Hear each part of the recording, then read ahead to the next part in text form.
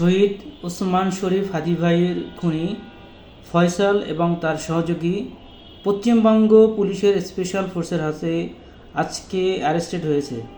আমরা বাংলাদেশ সরকারের কাছে বিনীত অনুরোধ জানাচ্ছি, আপনারা যত দ্রুত সম্ভব এই ফয়সালকে এবং তার সহযোগী আলমগীরকে অখ্যাত অবস্থায় ঢাকাতে নিয়ে আসুন এবং যত দ্রুত সম্ভব বিচার প্রক্রিয়ায় তাদেরকে অন্তর্ভুক্ত করুন এবং প্রয়োজনে শহীদ ওসমান হাদি ভাইয়ের এই খুনিদেরকে জিজ্ঞাসাবাদ করে পুনঃতদন্তের ব্যবস্থা করে দ্রুত বিচারের ব্যবস্থা করুন।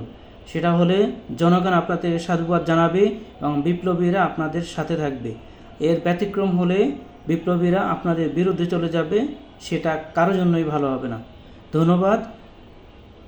ভারতের এই যেসব পুলিশ বাহিনী সদস্য এই অ্যারেস্টের জন্য কাজ করেছেন, এবং আবার ধন্যবাদ জানাচ্ছি আমাদের দর্শকদের যারা এই ভিডিওটি দেখলেন। আসসালামু আলাইকুম রহমতুল্লাহ।